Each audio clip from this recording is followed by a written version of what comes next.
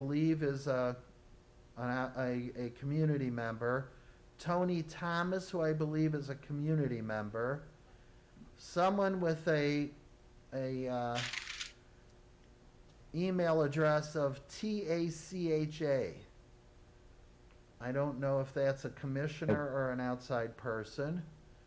Jay Bradderich, I believe, is a outside person. So the question is, who is 847-674-0033? Does that number look familiar? No, I'm looking at my Contacts? at my sheet of all the numbers. That number is not familiar to any commissioner that I know of. All right. So I'm going to read these names again of the people still in the waiting room. Valerie Weidman, Tony Thomas, Tacha, T-A-C-H-A, Jay Bradderich, and a phone number 674-0033. All right. Now, we don't even know which of these are for which case, do we? That's correct. We don't know if they're here to be participating in 07 or 08C. All right, so when we're ready, I'll just admit them all, and you'll have to explain to them that they're two cases.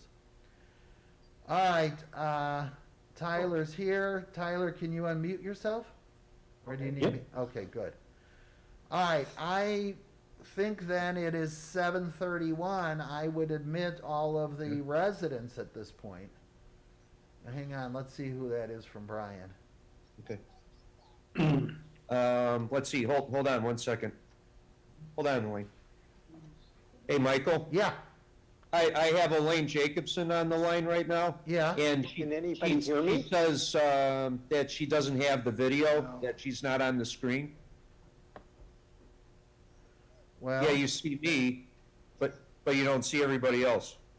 Oh, she's probably needs to, she needs to go into the upper right-hand corner where it says View and click on Gallery. Oh, okay. See up here what I'm doing? Michael says go to where it says Gallery. No, go to where it says View in the upper right-hand corner. Right. Click on it Go- and then choose right. Gallery. Right. Yeah, go to View. Okay. And then when she gets, yeah, go ahead and click on it.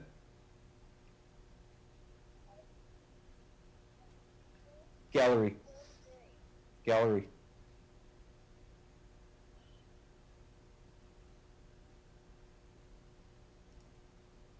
You got it? View and then gallery, right, Michael? Correct.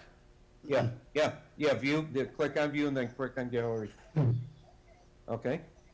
All right, you good? All right? Okay, good. All right, bye-bye. Is Commissioner Arden in the waiting room? Yes, he is. Just a moment, please. All right, so he just showed up a moment ago, Nick, and we're trying to solve another problem, so we'll take care of it. Give us a minute. All right, Brian, so what we're going to do next is we'll let in the other commissioners who've shown up, and then when you're ready to start, I'll admit all the others. Okay, the one person that we're missing right now is Vijay Gupta, but he should be coming in. Oh, here he is. He's Okay, down very at good. the bottom. So now you've got Sean and you've got VJ. So is that a full complement now? Let's see, 1, 2, 3. Yeah, we should have eight members. Okay. Yep, 8. All right, anything you want to... Can you hear me? Yes, we can.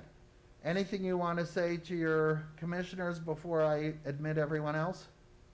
No, go ahead. I'm getting Barb Mangler the email for the gentleman to have the documents for OHC. All right, just so you all know, there is one gentleman who showed up here at Village Hall.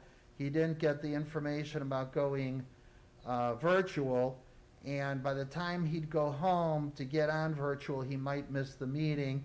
He isn't sure if he has an objection or not because he hasn't seen the case.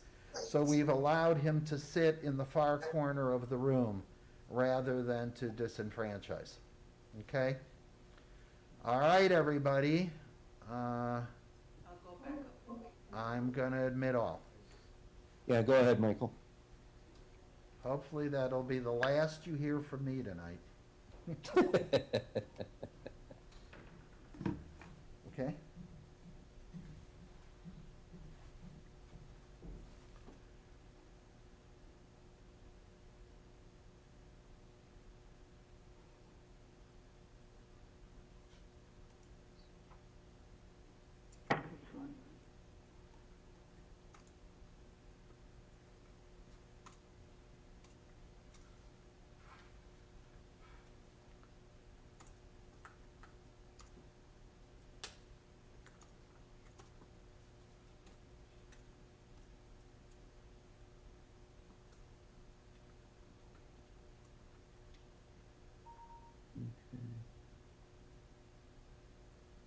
All right.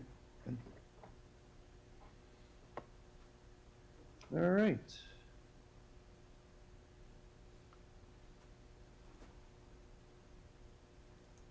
Okay, all right, I believe I have a full complement of members, and I believe I have people here that are waiting to make comments on the individual cases. So I'd like to go ahead and proceed with the meeting. So I would like to welcome everybody to this meeting of the Village of Skokie Zoning Board of Appeals. The Zoning Board of Appeals is created by the statutes of the state of Illinois and by the ordinances of the Village of Skokie for the purpose of granting proper case relief from the strict terms of our zoning ordinances. The decision of this board to either grant or deny relief will be based upon the evidence presented to it and how that evidence is related to the standards for granting relief. All persons who have an interest in a case, either as a petitioner or as a member of the public, either supporting or opposing the petition, or as an independent witness, will be given a chance to speak on the record and to express his or her points of view. The Zoning Board of Appeals is not a court of law, and therefore we do not follow the strict rules of evidence. However, this hearing will be conducted in such a manner as to hear only competent evidence or statements. Questions as to a procedure, interpretation, and of the admissibility of statements or evidence will be ruled upon by Corporation Counsel Tyler Kolbilski, and his legal decisions will be binding upon this board. Certain cases require a covenant running with the land. This will be prepared and recorded by the Village of Skokie Legal Department, and this is done at the petitioner's expense. Whether or not a covenant is required is a determination to be made by the Corporation Counsel at the conclusion of each individual case. If a covenant running with the land is required, it cannot or will not be prepared until our court reporter, Marlene Bargamian, has returned to the Zoning Board of Appeals a transcript of these proceedings. The Village of Skokie will notify each petitioner when the covenant has been prepared and is ready for signature. No building permits or certificates of occupancy can be issued until the covenant is signed by the petitioner. Should a petition for variation be denied, or should a covenant not be required, the Board of Trustees will authorize a refund of any required fees. Should it be necessary for the petitioner to request a continuance due to lack of preparation, a case continuation fee of 1/2 of the original application fee is due prior to the rehearing date. This request must be made before any testimony begins. All petitioners must receive a vote of the majority of the zoning board present in order to decide any matter under consideration. Our full complement is nine members. However, tonight's complement is 8 members, making 5 votes necessary to make a determination on a petition. So tonight we have 2 cases. We have 2021-07Z, 4113 to 4125 Main Street, which is a parking variation, and 2021-08Z, 4147 Main Street, which is as well a parking variation case. So in those 2 cases, 2021-07Z and 2021-08Z, I will ask our Corporation Counsel, has proper notice been served and notarized? Yes, notice is proper and correct in both cases. Okay, thank you, Tyler. And everybody got their electric packet, and in those, along with the as part of the packet, we have the minutes from our prior meeting, which was October 20th, 2021, in which we heard 2 cases, 2021-05Z, 9215 and 9235 Skokie Boulevard. And that petitioner's request was approved unanimously. And also, we heard 2021-06Z, 5249 Fargo Avenue, and the petitioner's request was approved unanimously with the 3 conditions. I'm sure all the members have had the opportunity to review the minutes from those 2 cases. So I will, the chair will entertain a motion for the minutes from our previous meeting to be approved as is in the packet. Do I hear a motion to approve the minutes? All right, Commissioner Berlin, was that? Thank you. Yes, a motion to approve. Yeah, thank you, Richard. Do I hear a second? Somebody want to second the minutes? Second. All right, thank you, Nicholas. All in favor, say aye, please. General voice vote. Aye. Yes. All right, great. Anybody opposed? No? Okay, well, thank you then. Marlene, thank you as always for your work on the minutes. So that little bit of housekeeping has been done. So now we can go right into our first case of the evening, which is 2021-07Z. Before I do that now, I'm going to ask, since we have a large contingency of people here that I believe are waiting to make comments tonight, would everybody please raise their hand so I could swear you in prior to any comments that you may make online? Great, thank you. That would be the petitioners and anybody potentially making a comment. Do you affirm that the testimony you were about to give is true and correct to the best of your knowledge or belief? Please answer in the affirmative. Oh, if everybody's, just shake your head up and down in case you happen to be muted. All right, great. I see a lot of heads shaking up and down. Okay, great. Thank you so much. So that being done, we will go ahead and proceed with 2021-07Z. Is the petitioner here for 07Z? Raise your hand. 2021-07Z, is the petitioner present?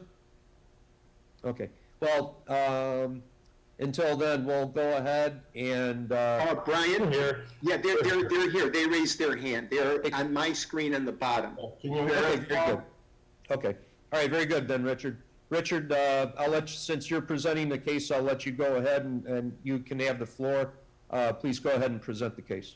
Sure, and I'd like to confirm that. Linda Z. Neiman, that's you on the bottom? Yeah. All right, okay. Okay, so this Can is you hear case. us? Excuse Can me? you hear us? You can hear us now? Yes. Okay, that was our problem earlier. We seem to have gotten muted. I'm sorry. Oh, sure. Okay, this is case 2021-07Z, relating to the addresses 4113 to 4125 Main Street. Linda Z. Neiman requests a parking variation in order to construct a commercial addition for a caterer, resulting in 18 off-street parking spaces, provided with 23 spaces. In other words, 23 spaces are required by Village Code Section 118-218, parentheses 4 of the zoning chapter of the Skokie Village Code in a B1 service commercial district. Well, I'm going to be reading some things into the record. The first thing I'm going to read is the petitioner's statement. Introduction, and this is from Linda Z. Neiman, the petitioner. I am the owner of 4117-4127 West Main Street and owner and founder of Zelda's Catering, a local off-premise caterer. Zelda's is the property's tenant. Zelda's has been operating at its current location since the company was founded 18 years ago. We began in 2003 with approximately 1,400 leased square feet in the adjacent building at 4109 to 4113 Main Street. A family trust purchased that building in April of 2004. And in 2005, Zelda's took full occupancy, roughly 2,800 net square feet. In 2010, Zelda's began leasing space in the property for storage. We gradually increased our space in the property as more square footage became available, and by 2018, we were leasing approximately 2,900 square feet, which is about 45% of the property's total square footage. In December of 2020, I purchased the property. At the time of that purchase, the property's area not leased to Zelda's, approximately 3,400 square feet, was leased to Evanston Band and Orchestra. That business has now vacated and its space has been added to Zelda's for use as additional storage. As a result, Zelda's is currently the property's sole tenant. I have now undertaken a build-to-suit project to fully renovate the property together with the adjacent building to establish a permanent owner-occupied headquarters for Zelda. There are several reasons for this undertaking. Number one, we intend for Zelda's to remain at this location permanently. Number two, the property requires major infrastructure improvements, including masonry repairs, a new roof, HVAC upgrades, parking lot repairs and resurfacing, electrical upgrades, an updated facade, and much more. Number three, as an off-premise caterer, Zelda's requires extensive storage areas for supplies and equipment.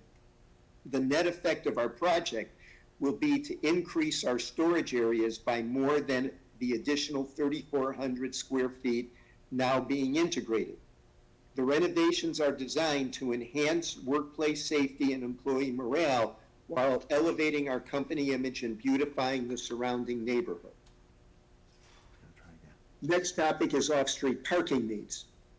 The property was purchased in 1972 as a 6-unit retail strip center. Over time, due mostly economic factors, the number of businesses operating in the property progressively decreased, resulting in diminishing demand for off-street parking in its lot. In 2003, when Zelda's moved in next door, the property housed 4 businesses. By 2020, it housed only 2 businesses, Zelda's and Evanston Band and Orchestra. Spreading Zelda's occupancy into the remainder of the property and developing the property to suit our company's unique needs has now permanently reduced the number of businesses at the property from 2 to 1. Moreover, our project is not designed to increase Zelda's operations or number of employees, only to add critically needed storage area and enhance our staff's workspace environment. A space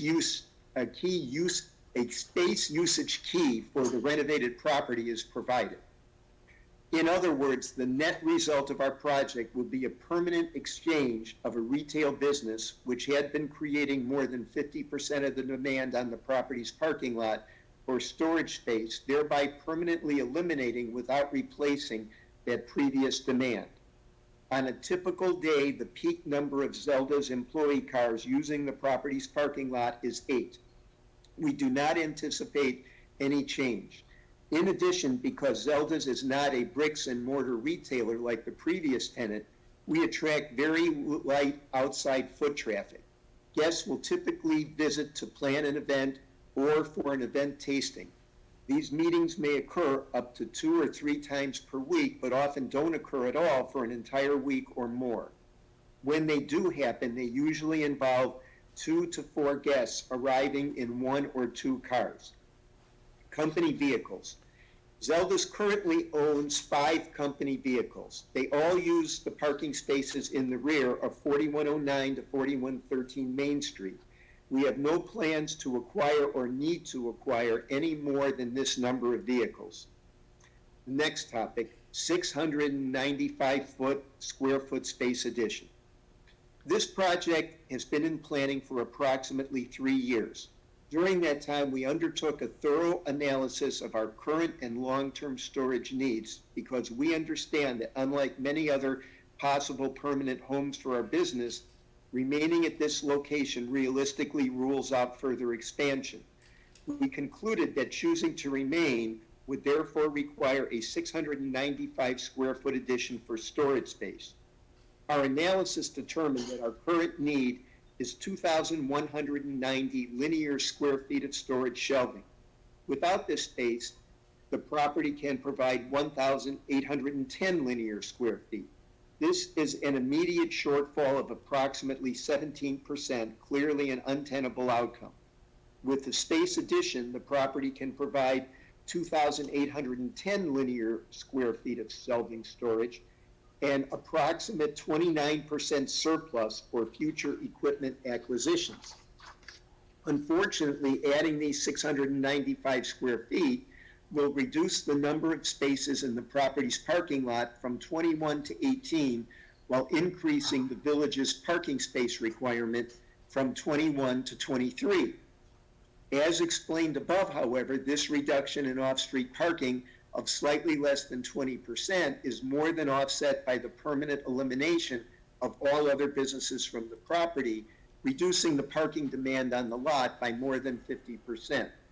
And then the summary. This development is not a proposed new use requiring new analysis to project its impact. Rather, Zelda's has already been operating at this location for 18 years. For me personally, 12 to 14 hours per day, 6 days per week. During that time, I have never seen the property's parking lot at capacity, observed any parking or traffic issues near the property, or been aware of any complaint from a neighbor about such issues. Our project, by dramatically reducing the property's occupancy, will likewise dramatically diminish the demand on its parking lot by at least half. Moreover, because of the way our completed project is positioned, it has the unique characteristic that 7 spaces of street parking have no realistic application other than effectively serving to supplement the property's off-street parking. We like our neighborhood and our neighbors on Main Street. We also feel that we are an asset to this area of the village, and hopefully to the village as a whole. Our investment in redeveloping and beautifying our property, and by extension, the broader Main Street district, is beyond any we have seen during the last 18 years, and enjoys the enthusiastic endorsement of the Appearance Commission. This project and requested variance creates no negative impact on the area, only an overwhelmingly positive impact. We further hope that our project can spur additional interest and investment toward redeveloping the Main Street district, particularly in light of its large number of long-standing vacancies, properties for sale, and depressed property values. I respectfully request that the board consider the totality of circumstances surrounding the property and our project and find the proposed parking accommodations appropriate and sufficient. I believe our request is reasonable and represents the minimum variance necessary to allow a reasonable use of the property. Respectfully submitted by Linda Z. Neiman, the petitioner, on November 29th, 2021. So that's the petitioner's statement. Now I'd like to review some of the comments from the village, and I'm going to be paraphrasing some of these.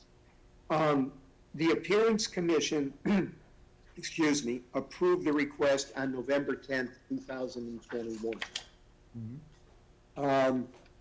There were 3 departments in Skokie that had comments. The Environmental Health Division had no objection.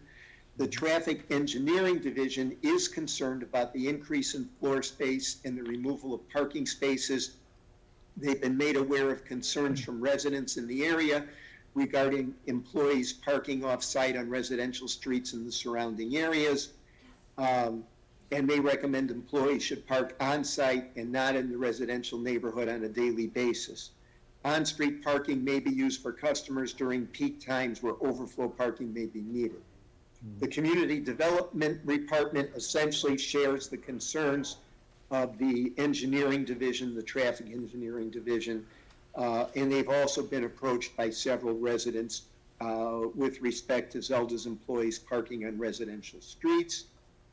And they note what's already been noted from the Environmental Health Division. The staff recommendation notes that if this board approves the request, they recommend 3 conditions. All employees must park on site. Overflow should be limited to customers. Any trucks or vans for Zelda's must park in the rear of the 4113 main building to allow for customer and employee parking in the front of the west building.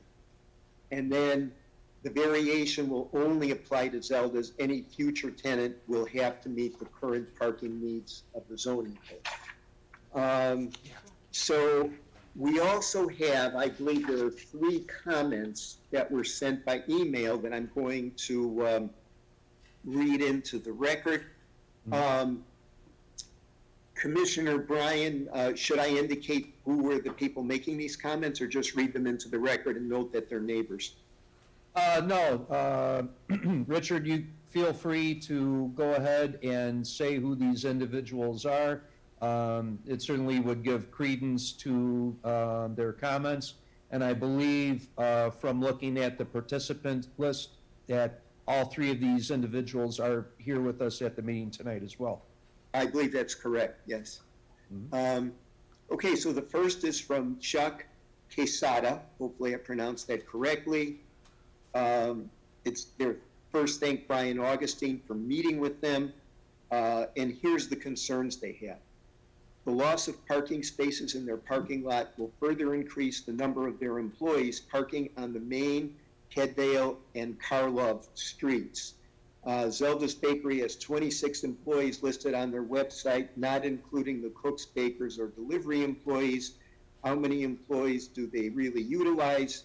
That means that at least 26 employees and probably quite a bit more will be using the 18 remaining parking spots in their lot. That is not including customers that come for taste testings and meetings in their conference rooms. Their employees are already parking on Main Street in Kedvale, blocking spaces for residences. After talking to the engineering department, we were informed that permanent parking is not an option. It's only allowed near train stations. We're also concerned about the amount of delivery trucks they'll be using. Commercial vehicles should not be allowed to park on Main Street. They need to be behind the existing building. Allowing commercial properties to park on Main Street would lower property values. That's the sum and substance of this comment. So let me find the other comments on my list here. Okay, and this is from Syed Alavi. Again, addressed to Brian Augustine. Good morning, Brian. I really appreciate that with such short notice, you gave us time to meet with you on the 23rd of December to understand the whole project for Zelda's construction and parking variations. As I always try to keep good relations with my neighbors, I consider Zelda's to be one of them. I am happy for them. They are standing their business on the Main Street location. With that said, I have some concerns. I would like to mention them as follows. 1, more staffing. Will need more parking in the area. Where in the area will they park their vehicles? Expanding business means buying more 16-seater vans or trucks. I know they have 5 spots in the backside, but all the current 5 trucks parked there. If they buy more, where will they park them? They should be barred to park those in the front at any time. Trucks and vans parking in the front strip at any time will make the area look more industrial than commercial, and they have concerns that will negatively affect property values. I am not opposing their expansion, but on the other hand, we as neighbors should also not suffer with one bad step in this direction. And they mentioned they'll try and join the hearing. And then we have Timothy and Christina Erler, and they also addressed an email to Brian. And this looks like it was actually sent today. We have lived at 8333 Kedvale since 1994. We have always had great neighbors and never any problems with previous Main Street businesses. When Zelda's first opened, all was fine, but as they expanded, there have been many issues with our neighborhood. Here are a few concerns the neighbors and we have discussed. Blocking the alley at the T intersection, which restricts us from entering our garage. We cannot access it from the other end of the alley due to a neighbor fence. Rats, big rats. We never had rats before Zelda's. The dumpsters have overflowed for years. that is attracting rats. Employees, Zelda's employees were asked numerous times to please move the trucks when they are blocking the alleys. They give us dirty looks and walk away as if I should move or wait all day. They disrespect me as a senior citizen with groceries, and when I tooted my horn for them to move last time, and I'm just trying to put together the sentence to make it coherent. I was given the finger and told to go around. I was then approached by another employee at the rear of my car to further intimidate me. I called Linda to report this, and her response was that it was not seen on the surveillance camera, dismissing my concern. Linda claims she wants to be neighborly, but her employees need a few lessons. Overflowing dumpsters, I can't say enough about that, including the garbage that litters the alleys with hairnets, masks, and food the animals have picked from the garbage. Many times they empty ice and other liquids as well. Parking, this is one of the concerns that is all important to the neighborhood. Because of the parking issues, we haven't had regular leaf cleanup, snow removal, or street sweeping. We feel that the request for the parking variation will make things worse. Does this mean more employees, customers, and deliveries? And where will they park or drop off? Okay, so those are the 3 emails that were received. And I think we've covered everything that we're going to read into the record, Brian. I think you're right. I think you're right, Richard. Yeoman work. I'm sure you probably need a little sip of water or something like that to get your voice back a little bit, or coffee or tea or whatever you have in there. That's water. Or at least that's what I'm saying it is. That's good. That's good. Let's keep it that way. Well, now that you've more than adequately presented 07Z, I think it's about time that we now hear from the petitioners. Mr. So Chairman? I believe I see Linda Brian? Neiman down there in the corner. So, Linda, can you hear us okay? Yeah, I can hear you. And Brian, we Brian, hear you. Yes, Brian. Michael. let me interrupt for one moment. Just Certainly. because everyone's a little bit new or rusty because we're back on Zoom, it's very important that we keep everyone muted if they're not speaking, because that avoids some feedback in the system. Secondly, that means that you need to unmute yourself when you are identified by the chairman and give it a second to kick in. You mute or unmute in the lower left-hand corner of your screen. There's a red microphone.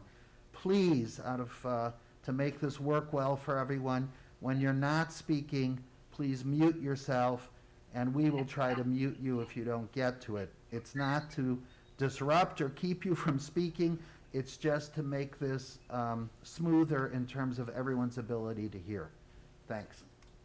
All right, thank you, Michael. Okay, Linda, yeah, please go ahead and proceed and tell us why we're here tonight. Hi, my name is Ira Neiman. If I could speak, I think I'm in the petition as an agent representing Linda. Linda's my wife, and I'm an attorney, and she's asked me to represent her on this. So I'd like to respond to some of those questions. Okay. First, I do need to clarify something, and it's no fault of anyone else's. I think that we may have overstated the variance need in the petition. We discovered 2 things since we filed that petition. One is that the number of spaces in this building's lot is not 21, it's 20. We thought it was 21. The parking analysis done by the village indicated 21. So we went with that, but then we counted based on the aerial photograph we included, and it's really only 20. So we don't know. We weren't there in 1972 when it was built, but we have to believe that the accepted and approved number of spaces at that time, there's no variance indicated, was 20 and not 21. The other thing I wanted to point out is that, again, since we filed the petition, we discovered something on the village's website, which is a program called Parking Requirement Waiver, under which additions to existing commercial buildings resulting in less than 8,000 square feet of total gross floor area which covers our project, are not subject to any new parking requirements. So under this program, our addition, the 695 square feet, should not itself cause any increase in parking space requirement. So based on these two factors, we're actually not asking for a variance of 18 from a requirement of 23, but a variance of 18 from a requirement of 20. So we did think that's important to point out because it greatly diminishes the entire conversation as far as what we're asking for. To respond to a couple of the questions, first of all, the petition that we prepared and that Linda submitted, indicated that we only use 8 spaces at peak time on any given day, and that's accurate. In order to come up with that number, we took a survey of our employees, and 26 sounds about right. But only 11 of our employees own a car, period. We didn't want to include it in the petition because we wanted to say it delicately, but in the nature of our business, there are high-level management people, and then there are, hourly minimum wage workers.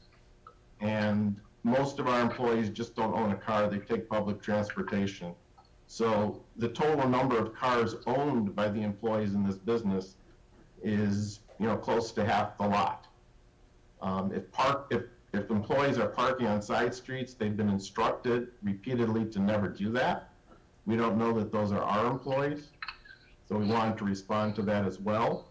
But once again, if somebody sees one of our employees, and it might be someone else's employees of another business, we have 20 spaces.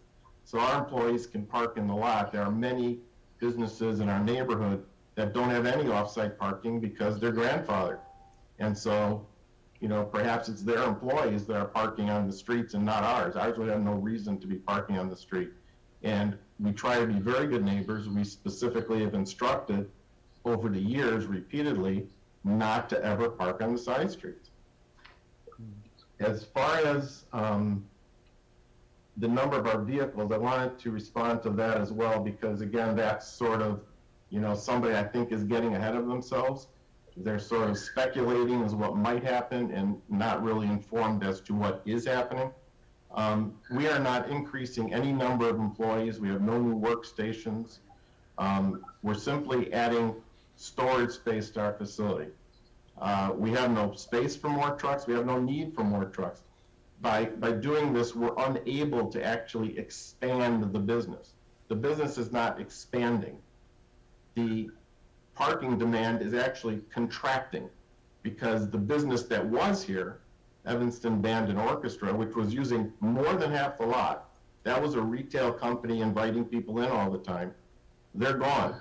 And so we've taken over that business and replaced it with inert storage, just shelving, just equipment.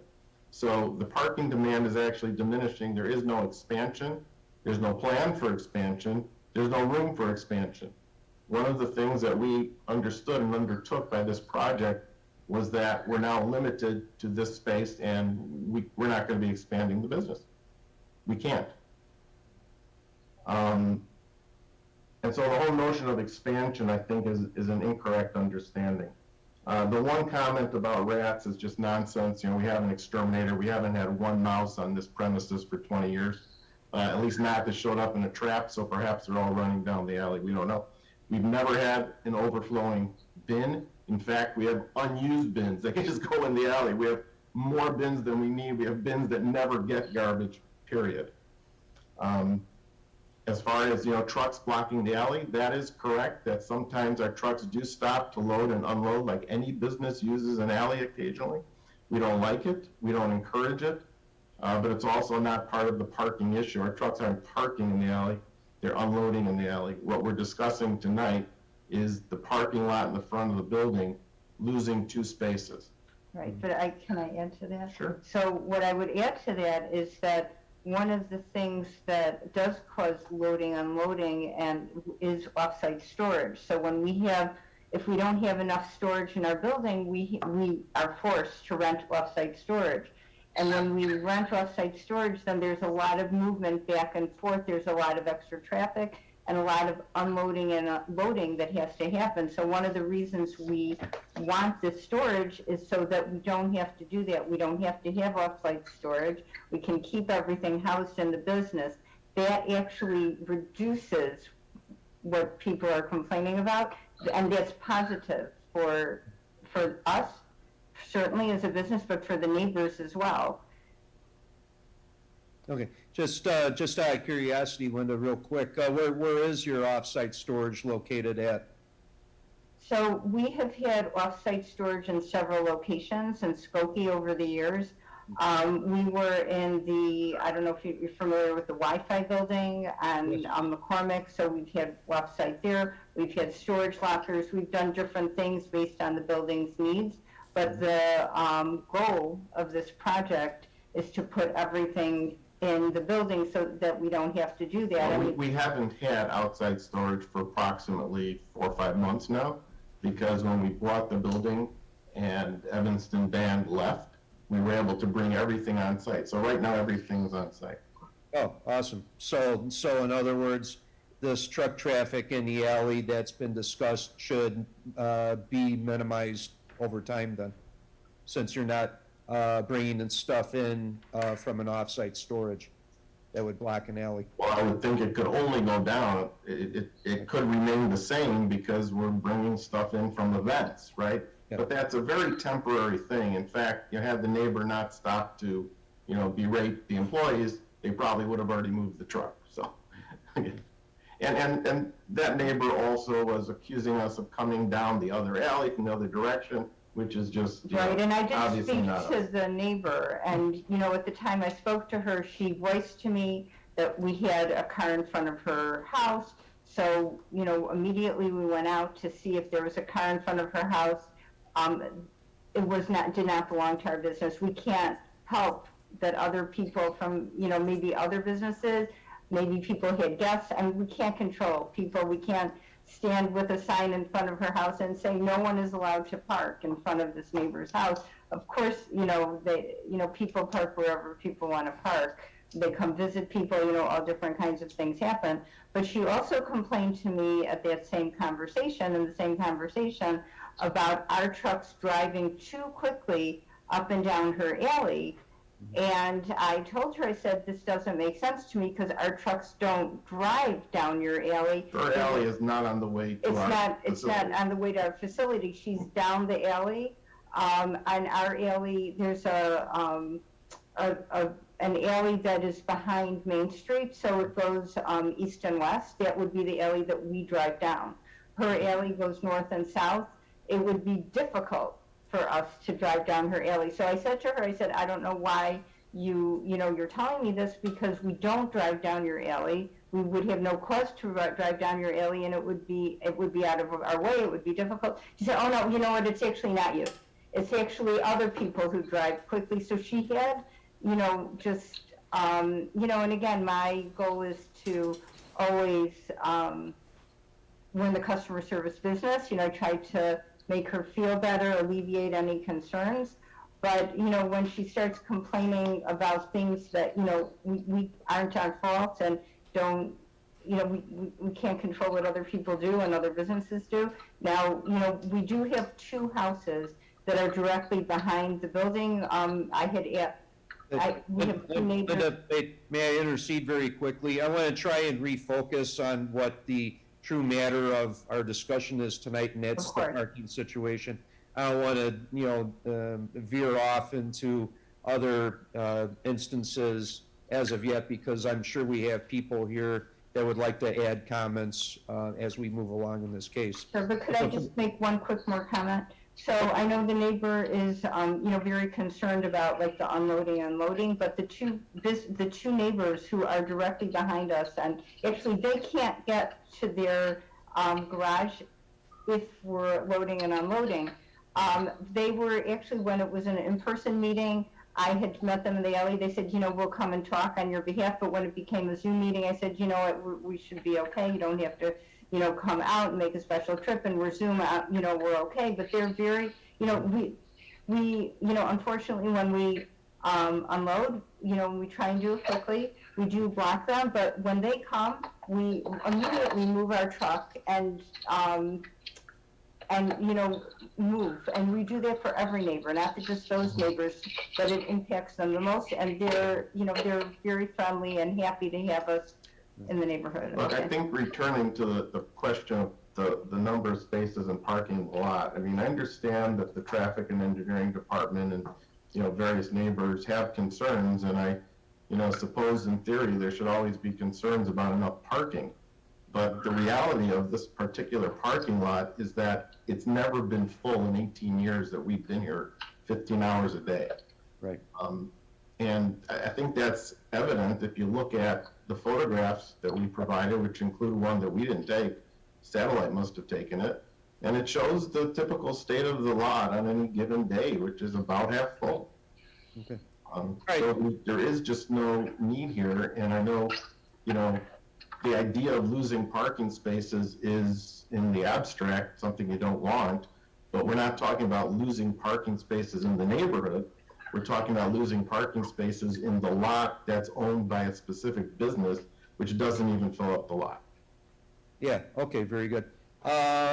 Let's, I see Commissioner Perlin smiling.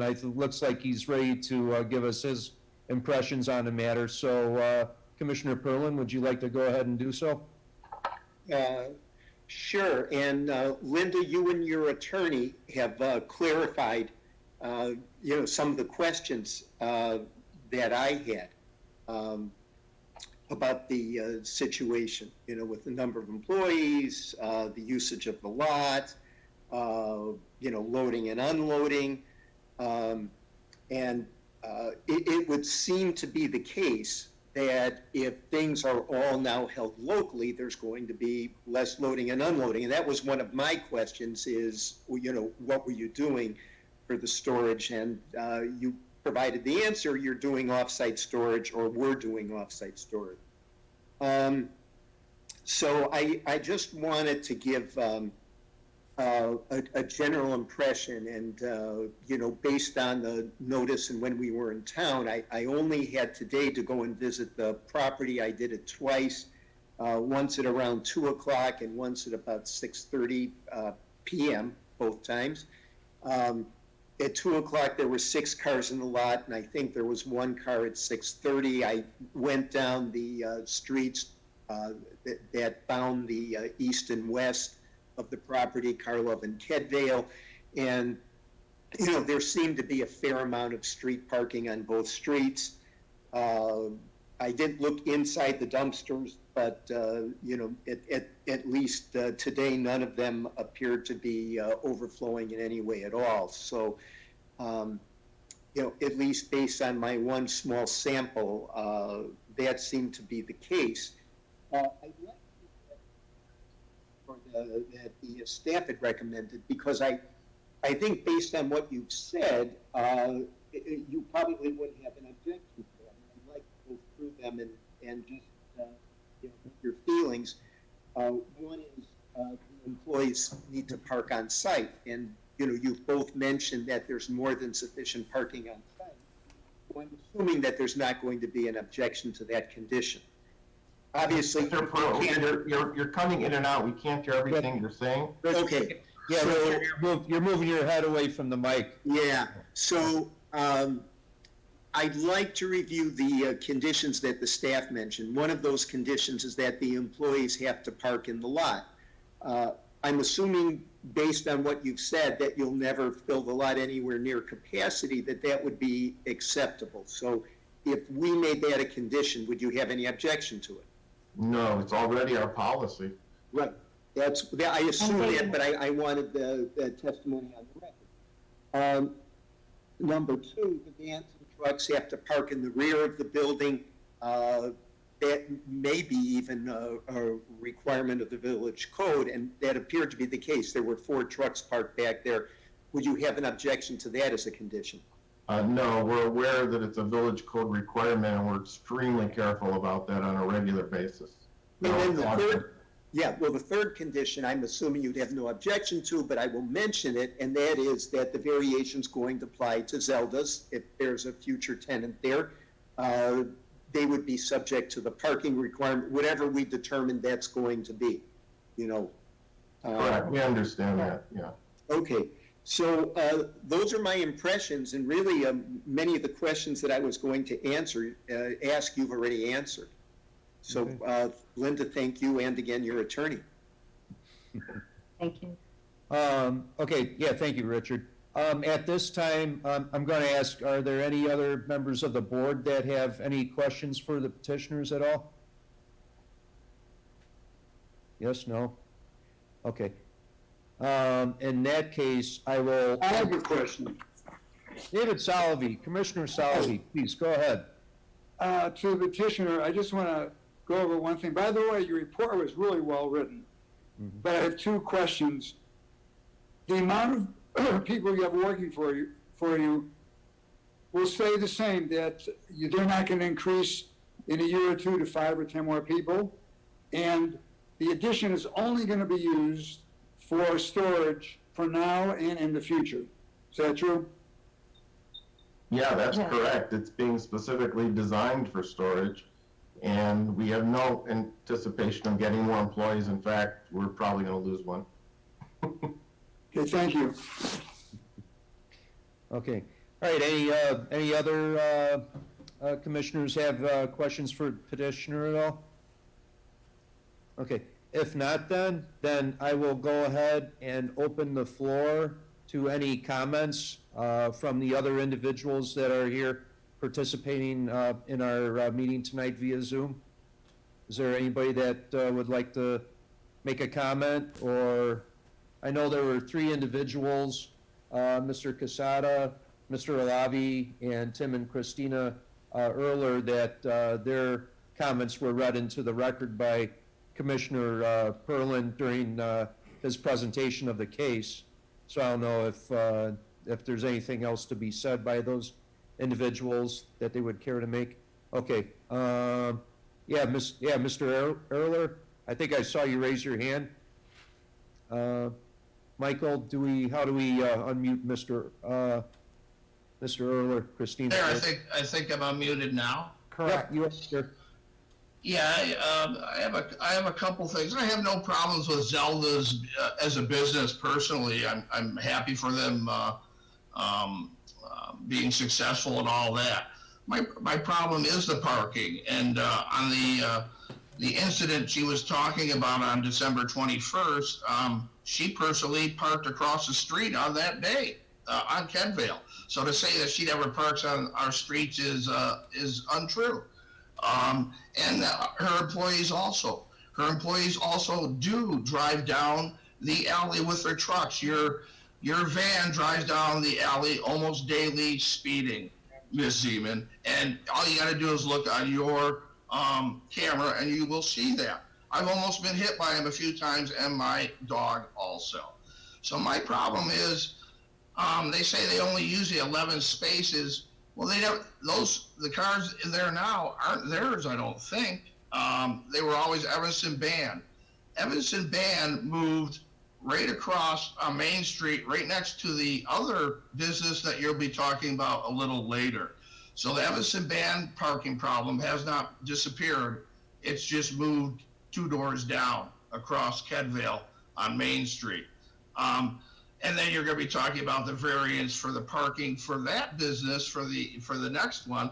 So you're adding more parking on our streets. We don't get street sweeping right now. We don't get snow removal. We don't get leaf pickup because of the businesses parking there. And to be fair to Ms. Zeman and Zelda's, this isn't all hers. This is the businesses on the corner of Kedvale, on the other side of Kedvale.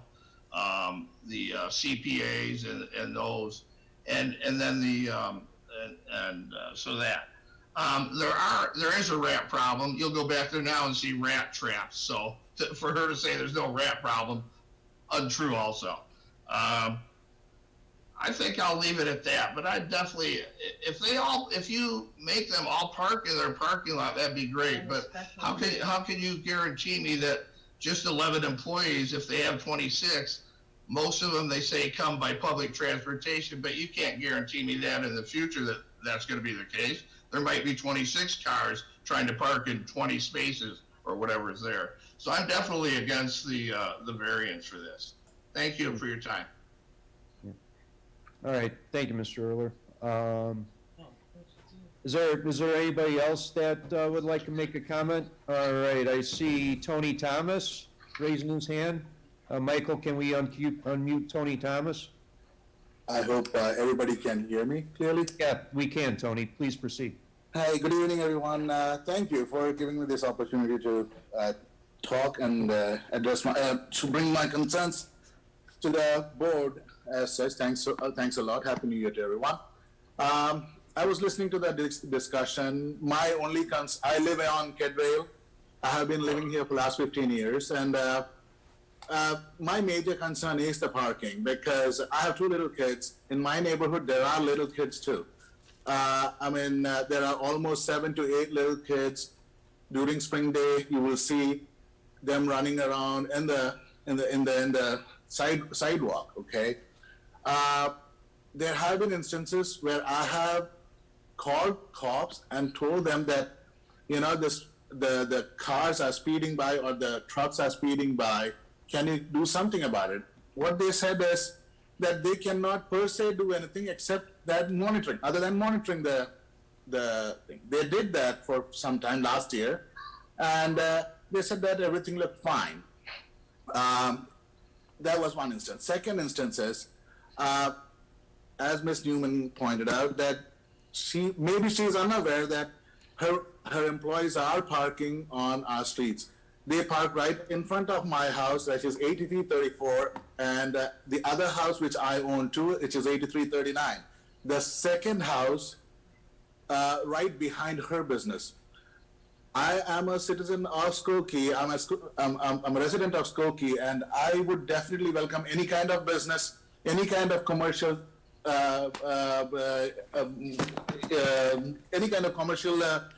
property around my area. Fine, I'm happy with that. Okay, but the thing is, there's already an existing parking problem here. Okay, reduction in parking spaces could increase the parking problem. It could bring about more of troubles to us. And again, like how Tim said, it's not only Zelda's. Okay, there are other businesses too whose parking overflow onto the side street. Okay, which for us residents, the main problem is we don't get parking. Okay, if they agree that, okay, their employees are going to park in their own premises, I'm fine with that. But what if I see that they are not parking? Where am I supposed to go? Who am I supposed to meet? Who am I supposed to tell that? That's all I want to put in front of the forum. Okay. Could we just jump in and mention that if you see one of our employees parking on the street, you should come to us. We're not interested in our employees parking on the streets. We have a parking lot. If there's a problem of businesses and employees parking on the streets, it's not us. We have a parking lot that accommodates our people. And so again, if you have a problem, we can't control everybody all the time, but we do have strict policies, and that's one of them. We also don't like our trucks speeding. If that's really happening, we don't know that it's happening. It could be other businesses as well. Anybody who's speeding should get a ticket, as far as we're concerned. I also wanted to just comment a little bit on the previous comment, or maybe it was you, I don't know, about Linda parking across the street on one of the streets. I mean, if anybody parks in the Zelda's lot, her car is there virtually 24 hours a day. She works like a dog. It has a license plate that says Zelda's on it. It's easily identifiable. It's not Linda parking outside of our parking lot. Okay. Okay, I see Commissioner Perlin raising his hand again, so Richard, go ahead. Unmute yourself, Richard. Can you Sorry, I thought I clicked it, I didn't. We talked about the 3 conditions, and Mr. Thomas, you bring up an interesting issue, is, how is that going to be enforced? Because I think even in the absence of the parking exception. I think, and maybe I'm supposing too much, but I think having some confidence that the employees aren't going to be using the street to park, and and there really does appear to be more than adequate parking in the lot, would I think help alleviate a lot of concerns. So, Linda, you answered one of the questions. You said, hey, if somebody's parking in the lot, come to the office. I'm always there. Tell me you're a neighbor and say that, you think one of your employees, and this is their car. And I'm assuming then, and you can tell us this on the record, you're going to have that employee move their car then, correct? Of course. Okay. And then the other thing is, let's just say that mechanism doesn't work. And let's say employees are parking there and regardless of the company policy. Can I? Yeah, Okay, I'm sorry. Right, so I'll give you time, well, Brian will give you time to answer. I can't give you any time to answer. I'm not in charge. But let's say, and Tyler, maybe this is a question for you, is if that's one of the conditions that the employees park on site, and let's say for some reason that mechanism doesn't work, Zelda's is not able to control what the employees do. What recourse does someone like Tony have? Okay. Yeah. Since that is a condition. Sure. Brian can probably speak better to the enforcement issues, but I'm sure they would lodge a complaint with someone, and Brian can maybe tell us who that would be or what department that would be. Yeah. Brian, can you, There he's on mute now. there you go. Yeah. Go ahead. So if it is a condition and we did receive complaints, I don't know if it would be community development or traffic engineering could send somebody out there. And if we noticed people walking to Zelda's, we would be able to write a citation based on the ordinance that gets approved, the variation, the notice of approval, that this is one of the conditions. Worst case, we would be able to write a citation that this condition's not being upheld. But obviously, we'd have to receive complaints, do some investigation into it. But it would be possible to do that. So, Brian, just to clarify then, if someone, let's say it's 6 months from now and someone comes to you and said, listen, they're still doing it no matter how many times I go over there, you would be able to direct them to the proper department and they would act on it in terms of, and I'm not making this as a statement, this is a question, they would be able to act on it and basically investigate the complaint. The citation wouldn't go to the person driving the car because that's a legal space to park. The citation would go to Zelda's because they have a condition that they're not meeting. Correct. Okay. All right. Once again, we have to add that if someone sees one of our employees parking anywhere except in front of our business, we want to know about it. Not only do we provide a parking lot for our employees, unlike other businesses, we actually have like 5, 6, 7 spaces on the street in front of Zelda's. So I can't imagine why one of our employees would be parking on a side street. It makes no sense. Yeah, that's true.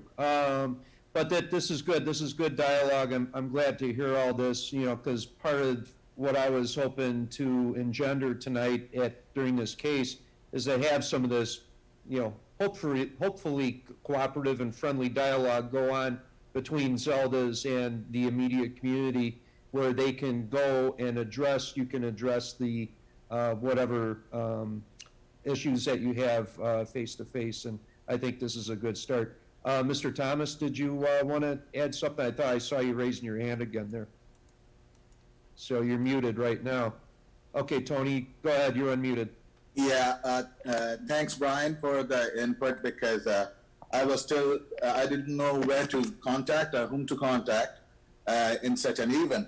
Second thing is, to Mr. Newman, when I approach you, if a photograph of your employee's vehicle being parked there, would that be enough to bring in a response from your side? Yes, Okay. of course.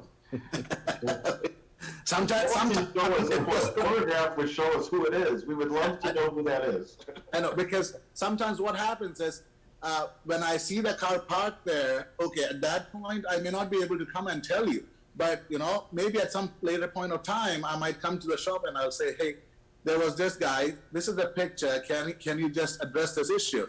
So that's why I'm asking this question, okay? In fact, a picture would be helpful if you find that, because Yep. then we know who it is. If you just say an employee, we can't find that person. Yes, definitely, I'll bring it to your attention next time, okay? Thank you so much for listening to me. All right, very good. And I it's nice to think meet that, our neighbors, by the way. I think what Mr. Thomas is saying, it's, falls under the heading of the, one picture is worth 1,000 words. So, Oh, there's nothing like irrefutable visual evidence, as they say in professional sports. Yes. Is there anybody else, that would like to make a citizen comment at all? Hi, I'd like to say something. This is Chuck. I'm a neighbor across the way on Main Street. Can you hear me? Chuck Casada? Yes. Okay, go ahead, Okay. Chuck, please. Obviously, I would love a business to expand. I think that is great. It looks like the facade is going to look really nice. I've seen the rendering of what it's going to be like. I'm all for that because it doesn't look great right now. My concern, like everybody else, is the parking. According to the website, they have 18 people listed on the website. They have 25 or 26 people in one of the pictures. He said, the lawyer, you just said that the expansion is mainly storage. But from the plan, it's not storage. There's like 3 or 4 offices that you're adding in there. So does that mean that 3 or 4 more, 5 more, 6 more employees are going to be coming back here? I mean, I just don't, I really don't get that part of it because it seems like. No. There are offices on the plans, of course, but we already have those offices. They're just kind of cramped. So we're giving people nice offices. That's all that's happening there. More than 60% of the square footage is storage, which exceeds the size of the business that, we asked to leave when we took ownership of the building. So we're actually adding storage and reducing business. As far as our lot goes, we're actually sympathetic because it does occur to me that Evanston Band and Orchestra, which was using, maybe half or more than our lot, so that would be like, 12 cars.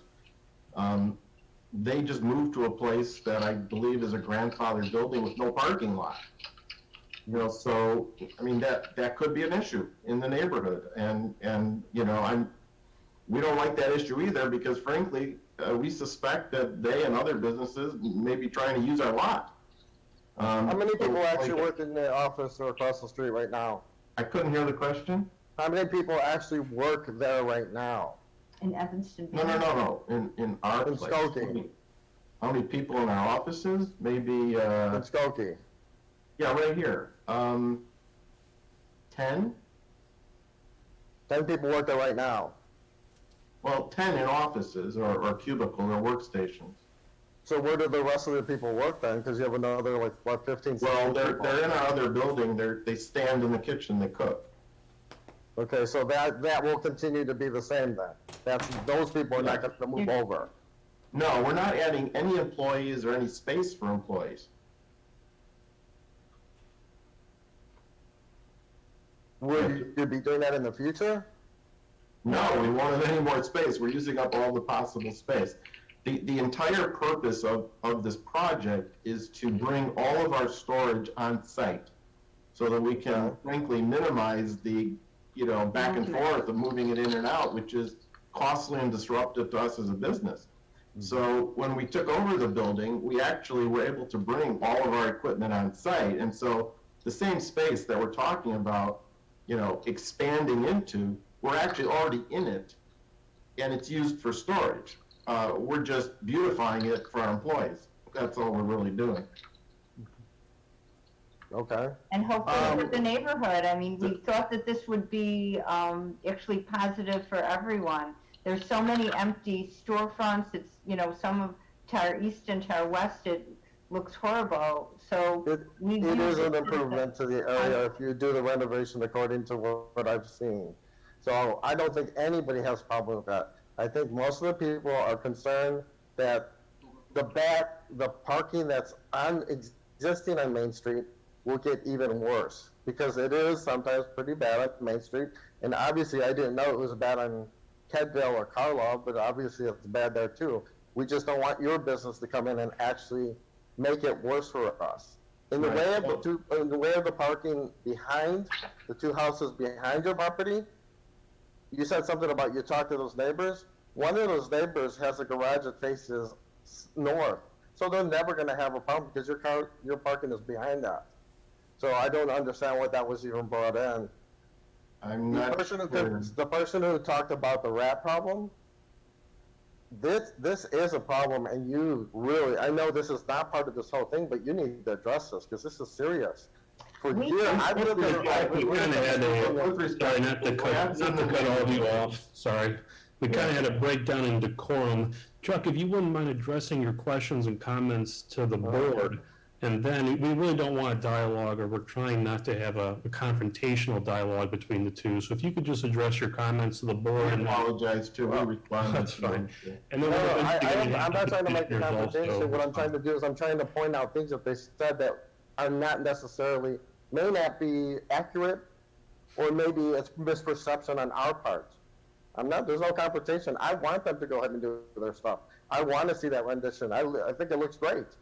I just want to make sure that everything goes the right way. That's it. Yeah.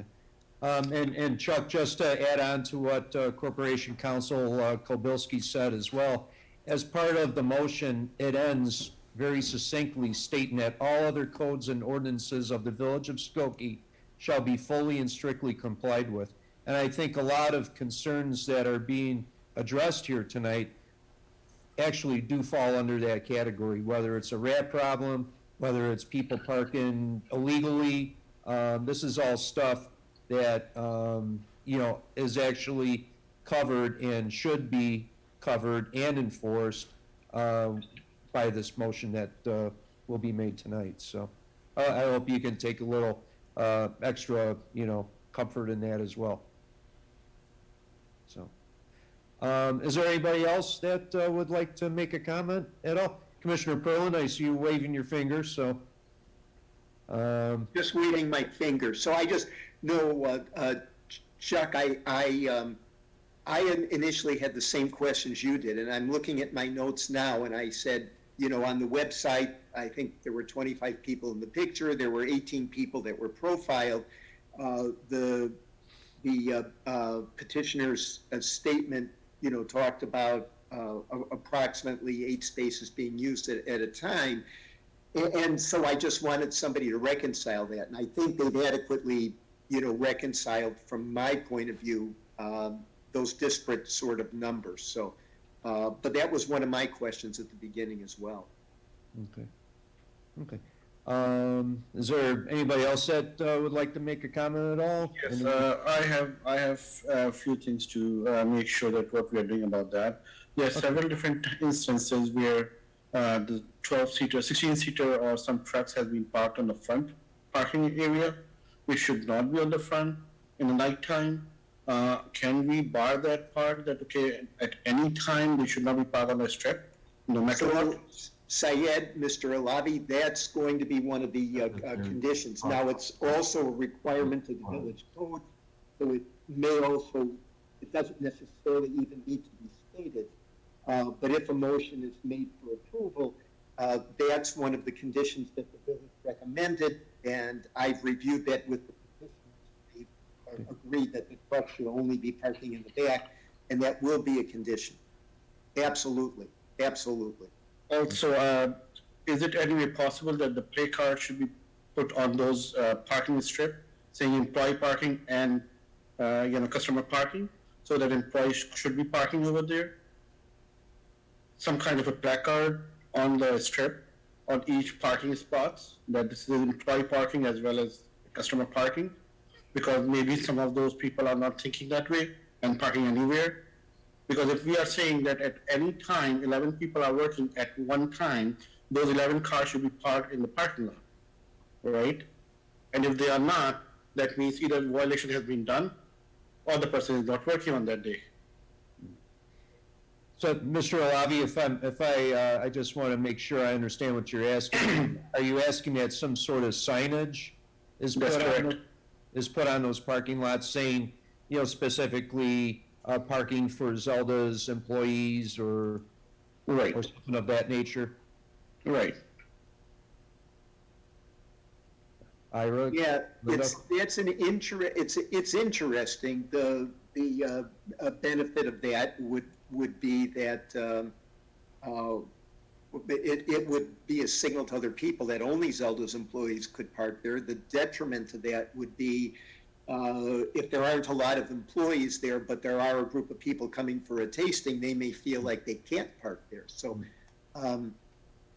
it's one of these things where I'm not sure it's necessarily going to help to have that. But I do have some questions though for you that Mr. Alavi, you and others made me think about, and I'm going to address those to Linda. And so, in terms of when you have the most people that are on site, what days of the week, what hours, when does that happen? I mean, because when I went by, for example, this evening, the lot was basically empty. It wasn't even half full when I went by during the day today. Are there times when it's busier? Is it busier like on a weekend? It's less busy on the weekend, actually, because if we were, working, we would be off-site in an event. So a lot of times people do go off-site to events, so there are less cars in the parking lot.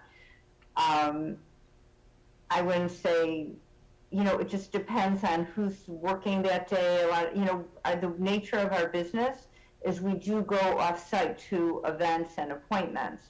And that's one of the reasons, parking is just not a problem for us. I mean, we have plenty of spaces. Let me add a little clarity to that. So, as I mentioned, there's really sort of two categories of employees here. There are the ones sort of that manage the company, and those tend to own cars. And then there's the folks, at the minimum wage or chopping the vegetables, so to speak. They don't own cars, they take public transportation. So, on a typical day, the office staff, you won't see a fluctuation. So on one day you may see 6 or 7 cars, on the next day 8 cars. It's not noticeably different, except as Linda said, when there's an event, then you might see no cars or 2 cars because folks are downtown at the event. Where, in a busy period, it's the other employees where, we might have 6 people in the kitchen on one day if we're not busy. We might have 12 in the kitchen on a day when we are busy. But that's not going to affect the parking because those people are not parking. They're not driving here. Those are your minimum Yeah, I'm wage gonna, staff. add to that. I don't know if you remember a couple winters ago, it was freezing, it was below zero. We paid for Uber. And so the employees wouldn't have to take public transportation in sub-zero weather. We were afraid, God forbid, something would happen to them. So these are people who, like we're saying, they take public transportation, they're making minimum wage, they can't afford cars. So that's why you see low numbers of cars in the parking lot. Exactly. So when it's busy, it's the foot soldiers that ramp up. It's not we don't hire more vice presidents. We couldn't afford it. Good. I'm sorry, I totally understand, and this is to the panel, that this is correct, okay, and I totally get it, but I'm like, when Zolda is growing, obviously, these employees will be growing, and obviously, their wages will gonna grow, so one day, someday, they will buy a car. Not now, maybe a year from now. So parking problem will gonna be an issue one day, someday for them, because obviously, all of these will not gonna be on their feet for the rest of their lives. You never know. Well, we've been here for 18 years, and it hasn't happened. So if you want me to plan for something that'll happen in another 36 years, It's not going to happen. The nature of the business is people don't sort of, advance in the business from being a cook, to being a event planner. It's just not the nature of the business. And I think we've emphasized that we're not actually expanding. Right. And by the way, you know, our business at the point it's at, we need 5 trucks. And we have 5 spaces, and that's also one of the reasons we have 5 trucks, because we're very conscious of the requirement in the code to use the spaces in the back for your company vehicles, and that's exactly what we do. Very good. Anybody else, or are we getting close to a resolution in this situation? Anybody else? But that being said, I don't want to dissuade anybody from, you know, making their opinion. By the way, this may not be that relevant, but the comment about labeling parking spaces, that's something we'd love to do. I'm not sure that the code allows it. I've looked at that. I'd have to look at it again. There are some restrictions on how many spaces can be designated in an off-street parking lot. And it sounded like only 1 or 2 can actually be designated from what I read. Yeah, I read it as well too, and it was something that Commissioner Perlin pointed out. If you have a sign that says plainly, you know, parking for Zelda's employees, or you make it ultra specific, then you lose that flexibility for when you might happen to have an event where you have people come into the place and, you know. And that would make Wait things for worse parking. for the neighbors. Right, actually. it is our preference, by the way, so the way we've in our mind sort of laid out this parking lot is that there's 2 rows of parking, one up front next to the building, one away from the building. So the one away from the building would have 10 spaces. If the law allows, we'd be very happy to label each of those employee parking. As I said, our employees only own 11 cars in total. So we figured that would be a nice spot to tell the employees they could park. And then the 8 spaces closer to the building, one would be the boss, and the other 7 would be designated for guests. And the last time we had 7 cars for guests would be about once in the last 18 years. It has happened, once. Got it. That being said, you know, the request that we're looking at, it's almost like very generalized. It has to do with just spaces alone. It doesn't really designate that there's supposed to be employee spaces or visitor spaces or stuff of that nature. But I'm sure that's something that, you know, if we were to look favorably upon your request, that you can work out with, you know, Brian Augustine and the people in community development as to how you can appropriately segregate those spaces once they're awarded and figured out to where you can get like the maximum value and opportunity for them, where it works for both you and works for the residents that live around you as well. So one thing I wanted to make sure that I'm not only saying for employee parking tabs or something like that, it could be only for Zilda employee and customer parking. So that could bring both of them. So it can exclude other people to park over there, and it could be specifically for Zelda. So it might be taken wrongfully when I said employee parking. Well, that's gonna be the case for sure. Yeah, yeah, Mr. Lobby, that's actually a very good point. That's actually a very good point.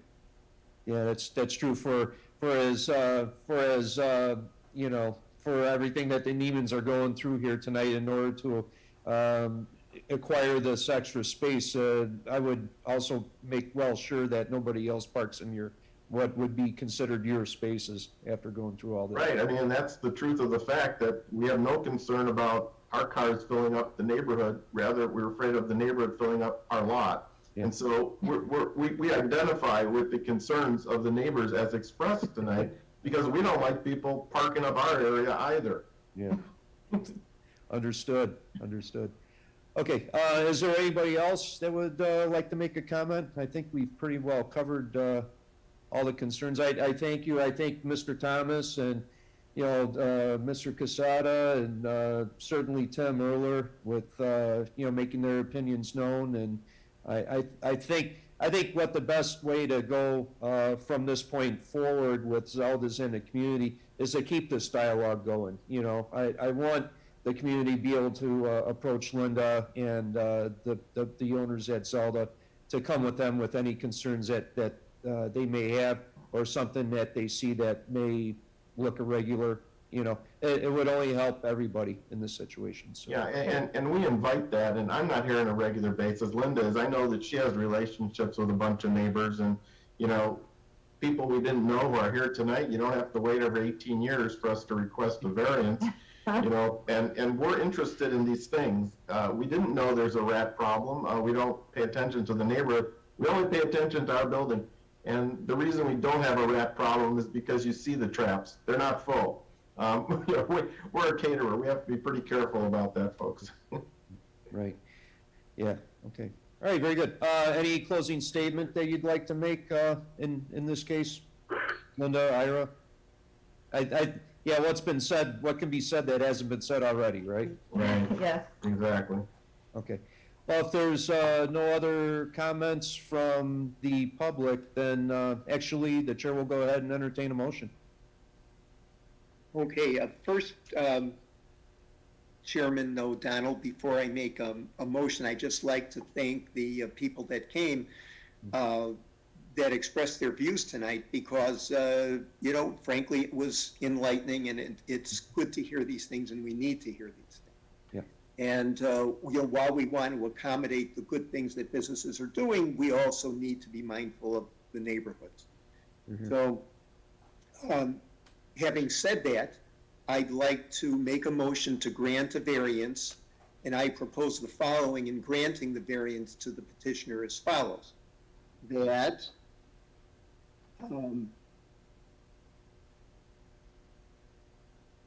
I guess Linda Z. Neiman? yeah, we'll just say it, that Linda Z. Neiman, the petitioner, is the owner of the lot described in case number 2021-7Z, and the property located at 4113 to 4125 Main Street in Skokie, Cook County, Illinois. That lot is a plotted lot of record. It's abutted on the west by Kedvale Avenue, and it's abutted on the east by other businesses.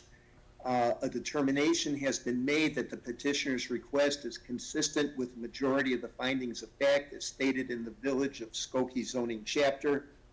I therefore propose that a variance be granted to the petitioner for giving failure to comply with the requirements of the zoning ordinance of the Village of Skokie as amended, in this case for the off-street parking requirements. Now, there are going to be 3 conditions I'm going to be reading into the record in making this motion.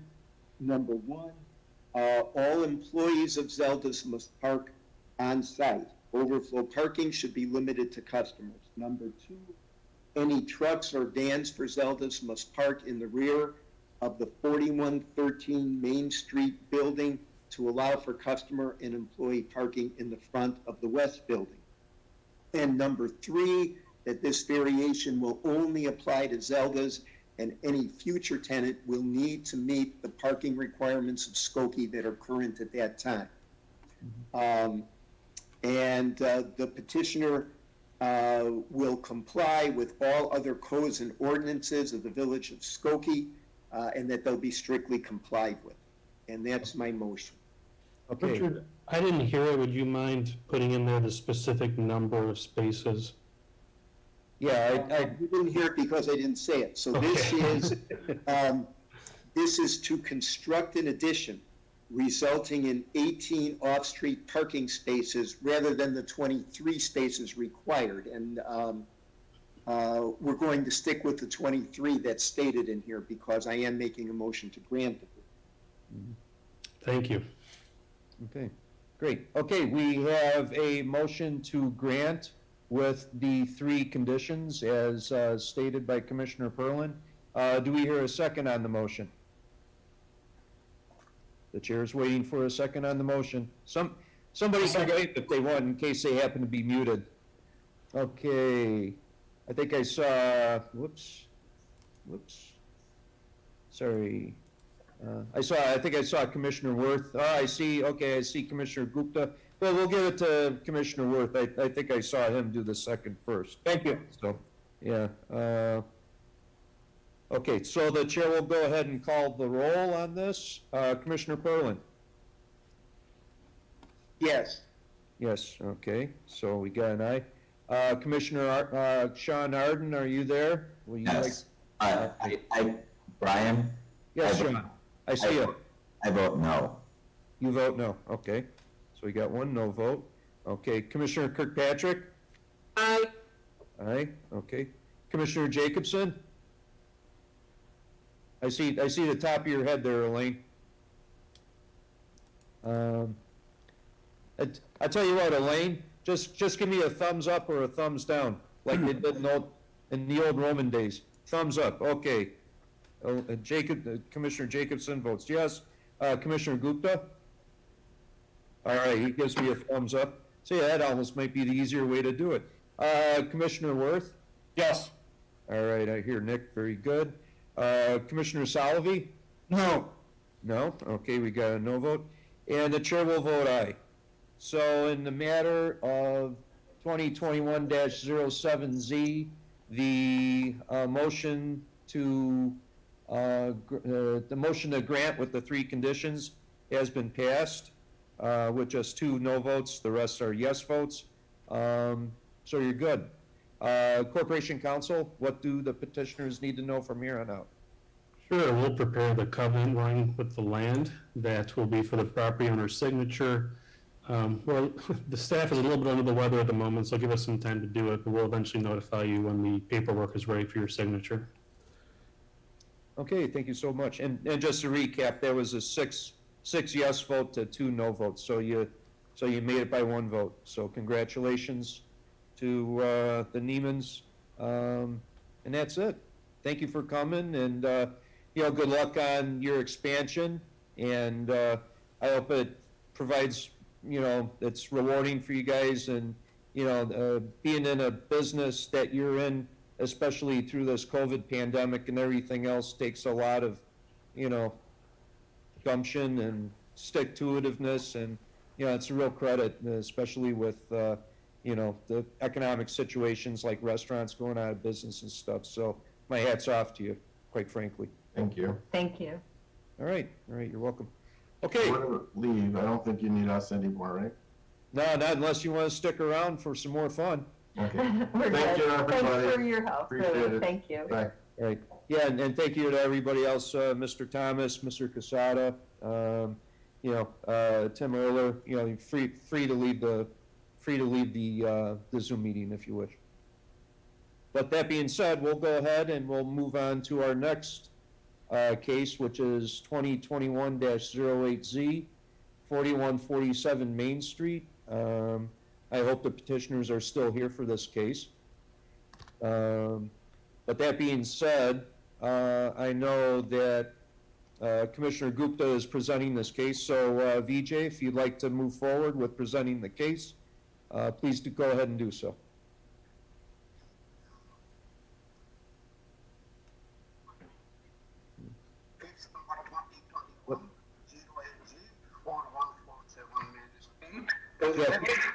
Yeah, Vijay, can you somehow raise the volume on your speaker, or speak or a little closer to the speaker, perhaps? You're a little garbled a little bit.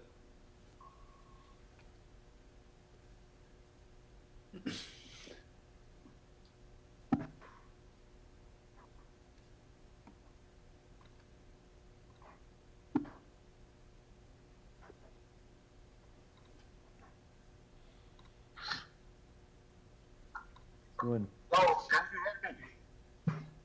Can you hear me now? Yeah, yeah, we can.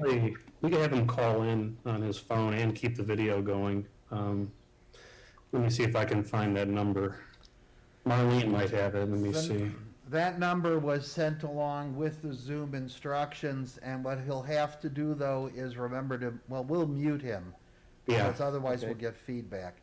Vijay, we need you to look on the link that you received, and there's a telephone number there. I did not receive the link. Ooh, boy. I'm going to put it in the group chat. I only got a code. All right, hold on. VJ, I just put the phone number in the chat. Okay. So if you call that number on your cell phone, Okay. and then we'll eventually mute you on Zoom, and that should work. Can you send phone number again? I don't hear. The phone number is 312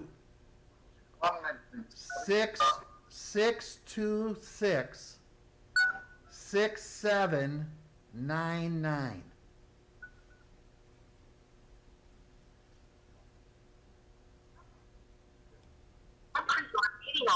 Followed by pound.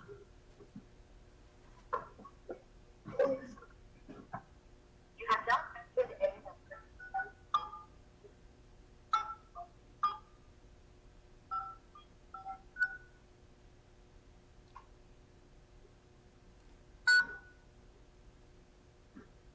Enter your participant ID, followed by pound.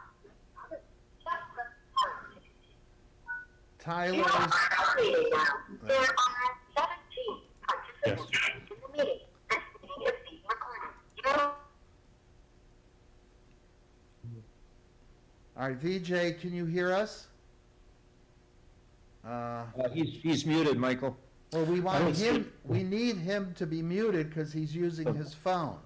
Okay, do we actually have VJ on audio through his phone then right now? Maybe, wait a minute, I have to find him as a participant. Hang on. All right, very good. I don't know which of these, but we'll try them both. VJ, try talking to us. VJ, can you talk into your phone? They're both muted, Michael. Oh, great, thank you. Let's go back here.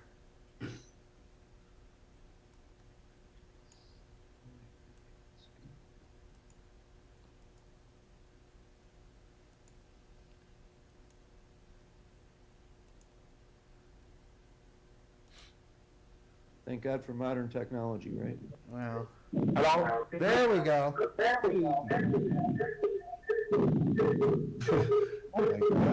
BJ, what's the last four numbers of your phone? Wow. VJ, we need to know which phone you're using.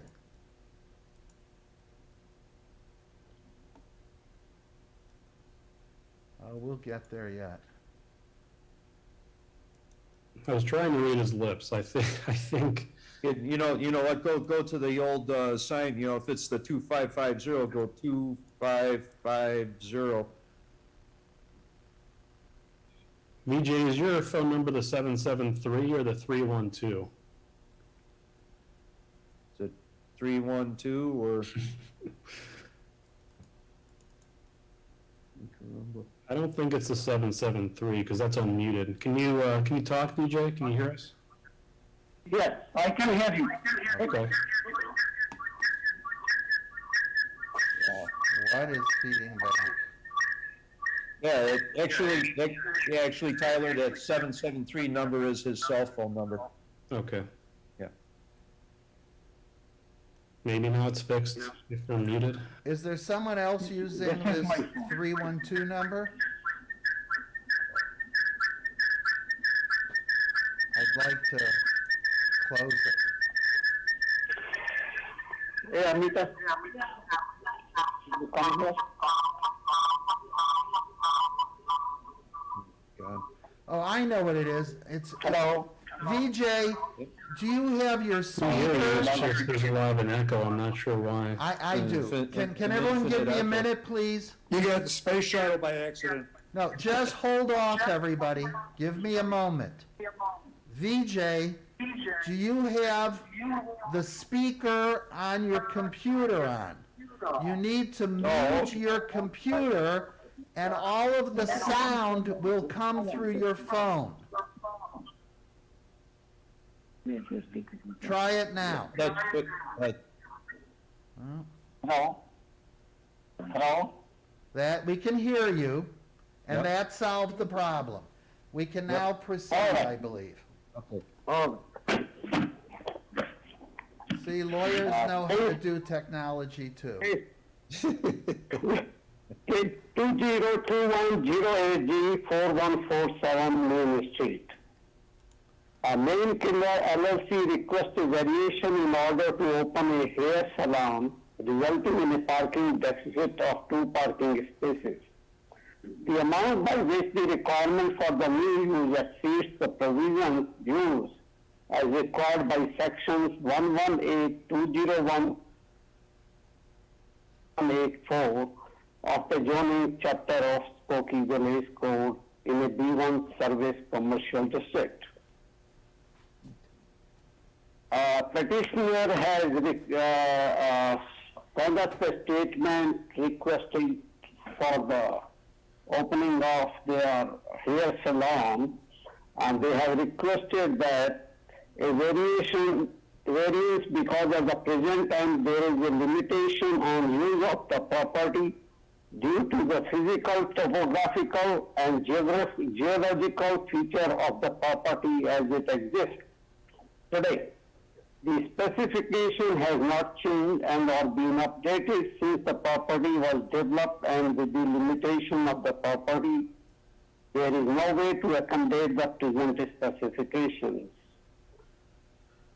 Without this variance, there truly cannot be any reasonable use of the property, because as it exists, there are only 2 parking spaces per the facility, and there is no way to make and or have additional parking spaces. This request is truly not based solely on economic reason. There is truly no way to satisfy today's specifications. The property owner did not create the necessity for the variance, and now I don't know what he could do to change it, if anything at all. This request is truly the minimum variance which is necessary to allow reasonable use of the property. There is nothing else that can be done with the property to allow additional parking spaces. This request for the variance will not in any way be injurious to the public health or safety and welfare of anyone. The subject site poses one or more unique characteristic which is generally not applicable to similarly situated property. All of these structures in the vicinity seems to fall under the same old specifications. I have gone through all the documents, and the staff report has submitted the following information. Appearance Commission, the petitioner request is not required to be reviewed by the Appearance Commission. The staff comments and review sheets were sent to all pertaining departments. The Community Development Department, Traffic Engineering divisions were the only department divisions to comment on this issue. Traffic Engineering division feels that the applicant can schedule employees and customers so that 2 people can park on site and 1 can park on the side street north of the east-west alley. Community Development Department has no objection to the petitioner request. The increased parking requirement is minimal, and the applicant should be able to schedule employees and clients to minimize increased traffic. All right, EJ, that's great. It's so nice to hear you come through loud and clear. So, based on the document I see, and the location where the property is, I see there is plenty of parking available, and most of the businesses are empty for a long time. Okay. All right, great. Well, now that you've made the presentation, let's see if we can hear from the petitioners in this case. I know that the petitioners in the notice are referred to as Maine Keeler LLC. So do we have the representatives from Maine Keeler LLC here, or somebody else on their behalf? Anybody want to raise their hand so they can be unmuted? Oh, Valerie Wiedemann. Okay. Michael, can you unmute Valerie Wiedemann? Valerie, we've asked, you have to go down into the lower left-hand corner and click, there you go. You're on. Okay. Hi. You're on. Hi, how are you? Mr. Isaac he should be on Zoom. I don't mind speaking, but I'm new to the the business area, so I can't really speak to the parking. Okay. For that 4147 Main Street. He is on Zoom and wanted to speak. Okay. But you cannot act on, was it Mr. Isaac you said, who's the? Yes. But are you authorized to speak on his behalf? No, he was on Zoom. He's right here. He's Okay. right- Oh, Tasha. Yes. Right. Oh, that's Mr. Isaac right there? That's the Yeah, because he had a petitioner? problem with his computer at home, so I put him on FaceTime. Oh, okay. Corporation Counsel, it looks like we have a petitioner, and how do we address the petitioner if we have any questions? Okay, can we hear? Can we talk? Yeah, he can. He can? Yeah. All right. Mr. Isaac, can you hear us? Okay. Yes, we can hear. I can hear you guys. Yes. Oh, okay, we can hear you too. So that's wonderful. That's a modern technology that's working in the right direction. Mr. Isaac, so are you the owner of the Main Keeler LLC? Yes. Yes. Okay, great. Tasha's doing a great job of keeping you right up on the screen. So, sir, would you like to go ahead and tell us why we're here tonight then? Give us a brief overview of your request. Well, I think she's prepared to talk, not me. Okay. Well, we saw the statement with your petitioner statement outlining the 7 points, why you're making the request and hoping that we look favorably upon it. Is there anybody which is actually, quite frankly, enough at this present time? Is there anybody that would like to speak on in this manner? Any of the other commissioners that would like to address Mr. Isaac or Ms. Weedman? What was your interest in this case tonight? I'm just helping my sister Tasha speak. She's a little shy. Oh, okay. Yeah. Oh, okay. So Tasha's your sister. Tasha's my sister. She's the one that would be the owner if you guys permit her to open up the salon. So I told her I would speak on her. I was the one that wrote up the petition statement. Oh, you wrote up the petitioner statement. Okay. Yeah. So that this is this I know, real awkward. We have Tasha, who's the individual that's going to be running the salon, and she has in her hand. We have a live feed of the owner of the property, and then we have Valerie Weedman here, who's speaking on her sister's behalf as well, who wrote the petitioner's statement. I think this is awesome, quite frankly. Sorry, if you don't mind, Tasha, I don't recall seeing any document, allowing Valerie to speak on your behalf, but could you just say here and now that you do consent to Valerie speaking on your behalf? Yes. Okay. All right, good. Now we have everything gone over with a fine-tooth comb, we can proceed a little further. Commissioner Salvi, are you raising your hand there? Yes, I am. I have two questions. How many, for the petitioner, Okay. how many people will be working in the salon, and how many customers do they expect, let's say, within an hour? We would have 3 stylists in the salon, and that would be 3 customers per stylist. One customer per each stylist. Mm-hmm. So I would say it would probably take an hour or two, maybe 3, for them to come in, get their hair washed, dried, whatever, and leave. So I would say that each person probably would be there about 3 hours. So how many cars do you think you'll have there, let's say, within an hour, in an hour's time, with the employees and with the customers? I would say probably 3.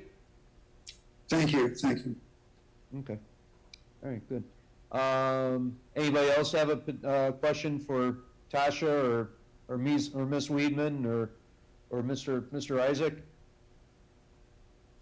Not really? Any other questions or comments from the audience at all? I think a lot of people were here just for the first case. It seems like a lot of individuals have left, so. If there's no other questions for the petitioner or other comments from the audience, then, Mr. Chairman, hold on 1 minute. There is perhaps one. Okay. Do you want All to right. speak? I'm not really gonna object, because I really want them to open the business, because it's gonna be beneficial to entire block.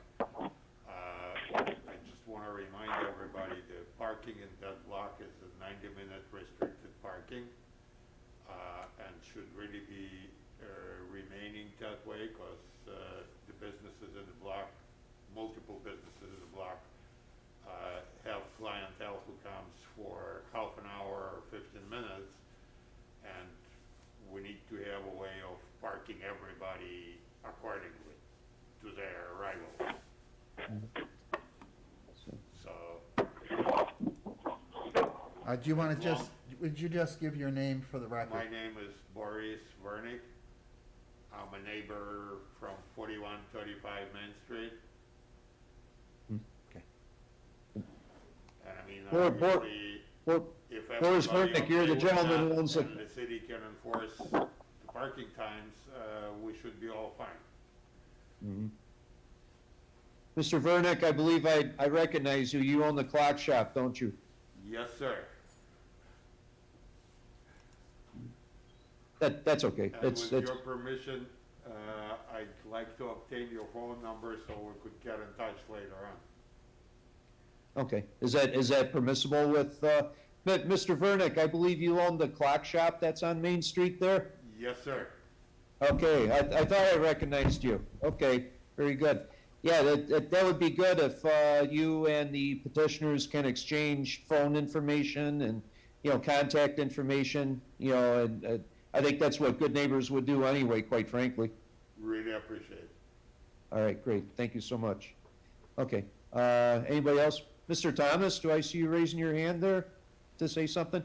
All right, Michael, can you unmute Mr. Thomas? Okay, go ahead, Tony. Hi, again, it's the same issue. The parking, like, I would actually agree with the previous caller, Mr. Wernick, that we have that 90-minute parking on the main street. Okay, so most of the issues happen because of that, because of the 90-minute parking, it spills over to the side streets.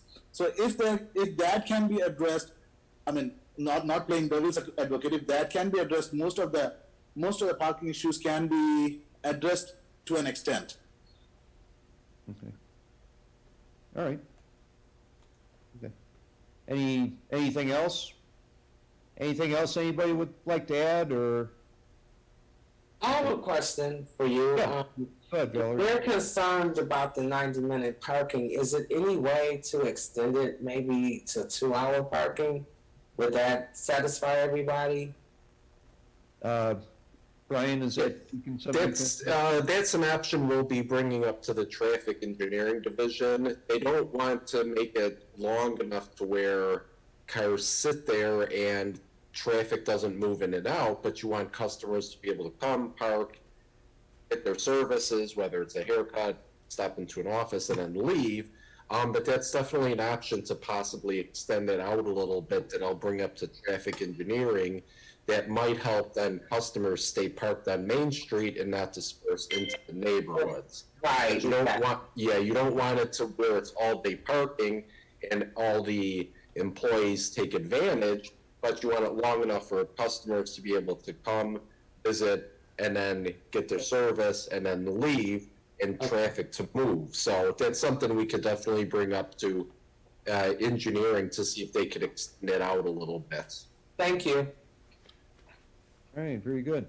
Okay, thanks, Brian. Anybody else that has a comment or a question for the petitioners, or? Hello? Mr. Chairman, Yes. there's someone else here, and the same person wants to speak again. Go ahead. Oh, okay. Yes. Mr. Vernick, go ahead. 90 minutes parking actually works this specific way.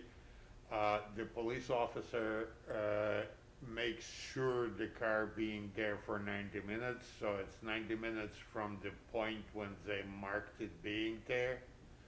And it usually ends up being at least 2 hours anyway, because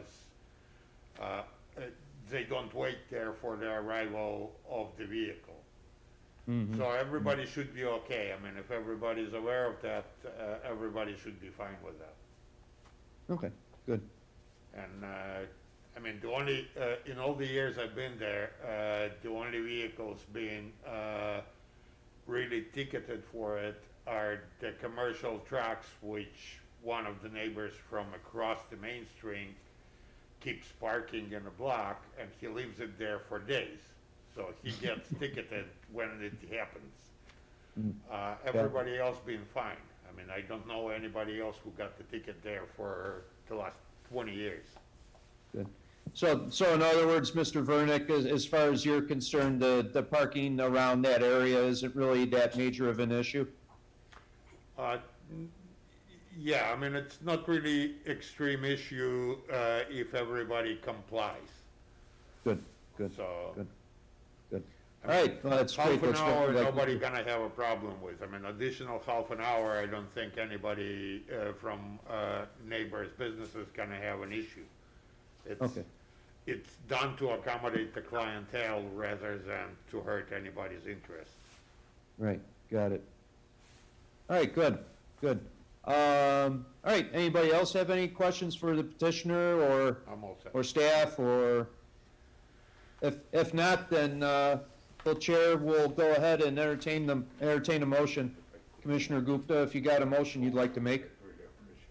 Yes.